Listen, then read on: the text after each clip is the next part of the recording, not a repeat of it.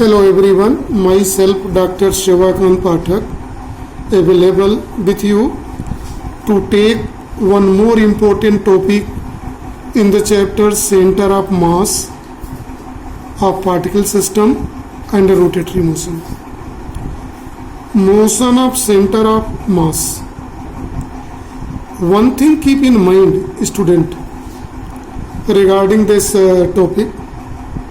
You can understand the topic only and only when if you are watching my all the lectures systematically and thoroughly, and if you will watch it sincerely whole the lecture, you can understand the real concept of center of mass, right?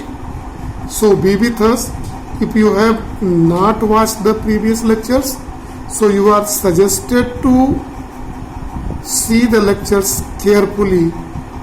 In that condition, it will help you much better to understand. See, now I am going to start the topic motion of center of mass. Since we know that rigid body is system of n particles. It's clear? Rigid body property we have explained to you. No change in the shape and size on applying the force. There are two type of force, external force and internal force we discussed. Total sum of internal force is a 0. Only external force is responsible for the motion, and we have seen also center of mass, CM, of the rigid body. CM is the point in body where whole mass is supposed to be at. See very carefully, where whole mass is supposed to be at. We have already done it, and we are also knowing position vector of center of mass, right? It is given by formula R is equal to capital R, that is the position vector of center of mass, is given by summation of I is equal to 1 to n mi ri by m. We are going to represent it by equation number 1. Now see carefully, this equation can also be written as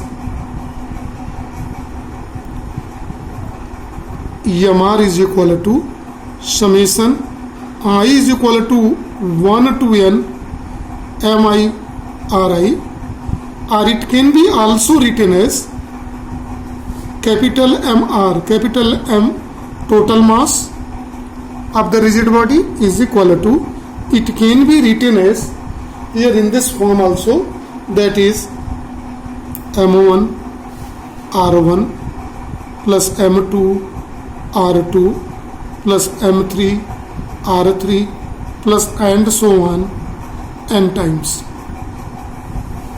The above equation can also be written in this form. We are going to represent it by equation number 2. Listen very carefully.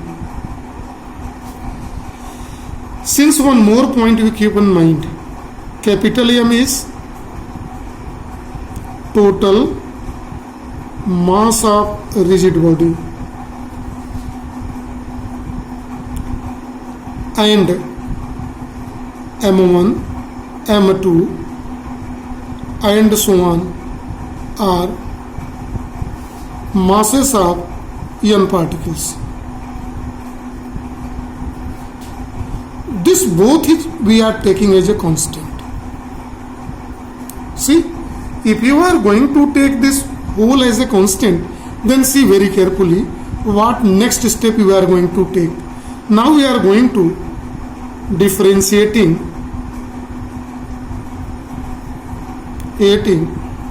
equation 2 with respect to t. See what we are going to take. M dr by dt in the left hand side is equal to m1 dr1 by dt plus m2 dr2 by dt plus m3 dr3 by,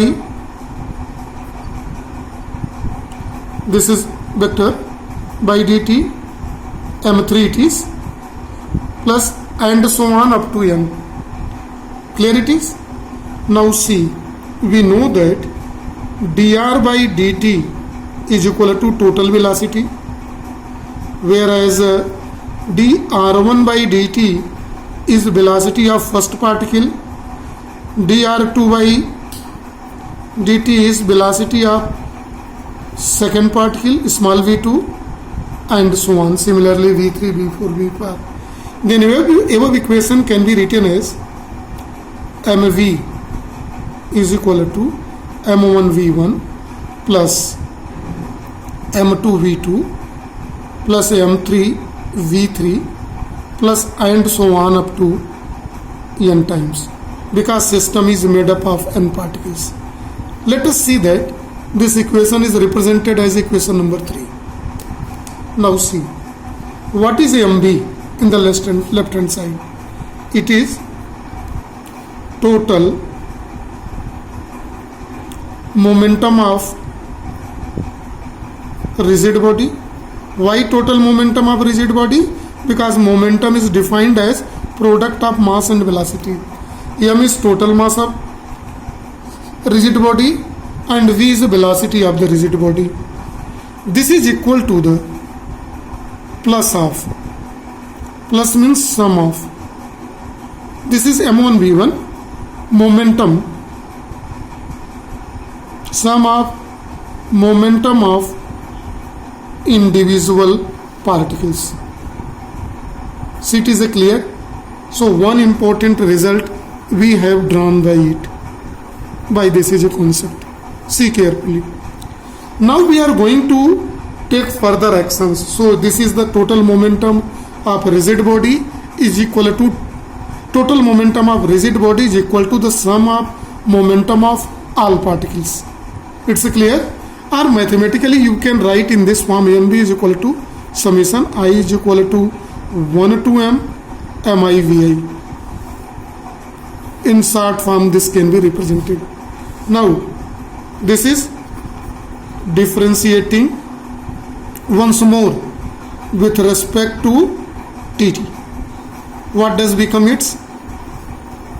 It is m dv by dt is equal to m1 dv1 by dt plus m2 dv2 by dt plus dv3 by d3 and so on up to n time. Since dv by dt is acceleration, this is acceleration of rigid body, whereas dv1 by dt is equal to a1, dv by dt, dv2 by dt is, these are the acceleration of individual particles. See very carefully, because rate of change of velocity is known as acceleration. Every one of you know, right, in the definition of it. Now this equation, let this equation is can be written in the form m acceleration is equal to m1 a1, ma is equal to m2 a2 plus m3 a3, right? See this equation number 5 here. See here, ma is equal to m1 a1 plus m2 a2 plus m3 a3. m1 a1 is force acting on particle 1, This is force acting on particle 2, force acting on particle 3, and so on, plus of all particles. Right? Since internal force is equal to 0 in this, so this total force, external force, is equal to Ma. Capital M, A, external force, it is represented by equation 6. See, what does mean of this external force? See here in the left hand side, that is product of capital M is mass of rigid body. Students, one thing keep in mind, everything we can obtain by mathematical formula. The formula is Ma is equal to external force. So what is in left hand side? Product. Product means multiplication of mass and acceleration. Mass of rigid body and acceleration at center of mass is equal to whom? See in the total external force, right? It is total equal to the external force. Product of whom? Capital M. Capital M is what? Mass of rigid body. And A is what? Acceleration acting at center of mass. Ma is equal to total force acting on system of mass, system of n particles. Clear? This is the mathematical conclusion. It has some more conclusion, and this conclusion we are going to see in the next page.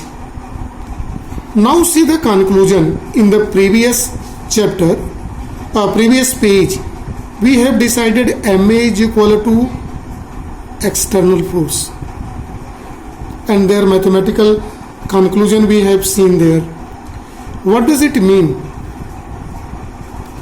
First of all, see, center of mass of particle. A rigid body is a system of particle. One thing, it has one center of mass whose position vector is a capital R from a frame of reference. So center of mass of a system of particles, here see the second box, moves as a center of mass of a system, single system, in which product of mass and acceleration we have seen. We are concentrated entirely. Where it is concentrated? At the center of mass. And all external force, that is summation of F1 plus F2 plus F3 and so on up to Fn, which we have taken F external on the first page, is supposed to be at where? Applied where? At the center of mass. With a certain examples, whatever be the system of particle, it does not depend on that. Whatever is the motion of individual particle, it does not depend. If different particles are moving with different velocity, maybe, actually it is not. In the translational motion it has the same velocity, and in rotational motion it has a different velocity. This fact we know. So whatever will be the velocity, whatever will be the system of mass, but it moves with the center of mass by this equation, which is Ma is equal to total external force. Ma is product of mass of rigid body to the acceleration acting at a center of mass is equal to net external force acting on a body. This is the physics. Physics here, right? This is for today. Thank you and have a nice day.